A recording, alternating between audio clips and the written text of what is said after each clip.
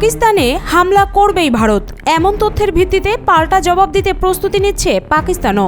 দেশটির প্রতিরক্ষা মন্ত্রী নিজেই বার্তা সংস্থা রয়টার্সকে এমন তথ্য দিয়েছেন, যেখানে বলা হয়েছে ভারতের সম্ভাব্য আক্রমণ রুখতে সেনাবাহিনীকে নতুনভাবে মোতায়েন করা হয়েছে। এদিকে পাকিস্তানের গোয়েন্দা সংস্থা আইএসআই ভারতের হামলা নিয়ে নতুন তথ্য ফাঁস করেছে।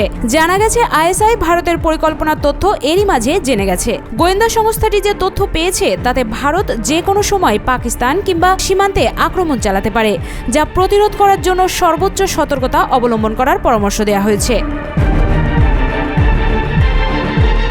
সোমবার পাকিস্তানের রাজধানী ইসলামাবাদে নিজের কার্যালয়ে বার্তা সংস্থা রয়টার্সকে একটি সাক্ষাৎকার দেন পাকিস্তানের প্রতিরক্ষা মন্ত্রী খাজা মোহাম্মদ আসিফ। তিনি বলেন, আমরা আমাদের বাহিনীগুলোকে নতুনভাবে মোতায়েন করেছি, কারণ ভারতের হামলা এখন আসন্ন। এমন পরিস্থিতিতে কিছু কৌশলগত সিদ্ধান্ত নিতেই হয়, সেই সিদ্ধান্তগুলো নেওয়া হয়েছে। পাকিস্তানের প্রতিরক্ষা মন্ত্রী বলেন, ভারতের বাগাড়ম্বর ক্রমেই বাড়ছে। পাকিস্তানের সেনাবাহিনী সম্ভাব্য ভারতীয় হামলার বিষয়ে সরকারকে অবহিত করেছে। তবে কেন তিনি ভারতের হামলা আসন্ন বলে মনে করছেন সে বিষয়ে বিস্তারিত কিছু বলেননি। গত সপ্তাহে কাশ্মীরে পর্যটকদের ওপর বন্দুকধারীদের হামলার পর পাকিস্তানের ভূখণ্ডে ভারতের সামরিক আক্রমণ আসন্ন ছিল বলে দাবি করেছেন পাকিস্তানের প্রতিরক্ষা মন্ত্রী খাজা মোহাম্মদ আসিফ। পারমাণবিক অস্ত্রধারী দক্ষিণ এশিয়ার দুই প্রতিবেশী দেশের মধ্যে উত্তেজনা বৃদ্ধির মধ্যে ভারতের আসন্ন হামলাকে এমন জোর দিয়ে বলায় দেশ দুটিতে ফের উত্তেজনা বাড়ল। 22 এপ্রিল ভারত নিয়ন্ত্রিত কাশ্মীরের পেহেলগামে বন্দুকধারীদের হামলায় 26 জন নিহত হন, যাদের বেশিরভাগ পর্যটক। নয়াদিল্লির অভিযোগ হামলার সঙ্গে ইসলামাবাদ জড়িত।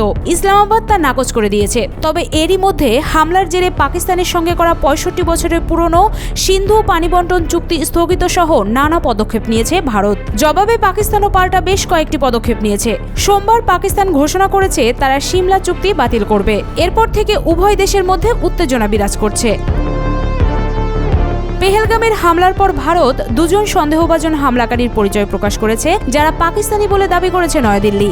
কিন্তু হামলার সঙ্গে নিজেদের সংশ্লিষ্টতার কথা বারবার অস্বীকার করেছে পাকিস্তান। আন্তর্জাতিক মধ্যস্থতায় এই হামলার নিরপেক্ষ তদন্তের আহ্বান জানিয়েছে ইসলামাবাদ। পাকিস্তান সম্পূর্ণ সতর্ক রয়েছে জানিয়ে খাজা আসিফ রয়টার্সকে বলেন, আমাদের অস্তিত্বের উপর সরাসরি হুমকি এলেই কেবল আমরা পারমাণবিক অস্ত্রের ব্যবহার করব।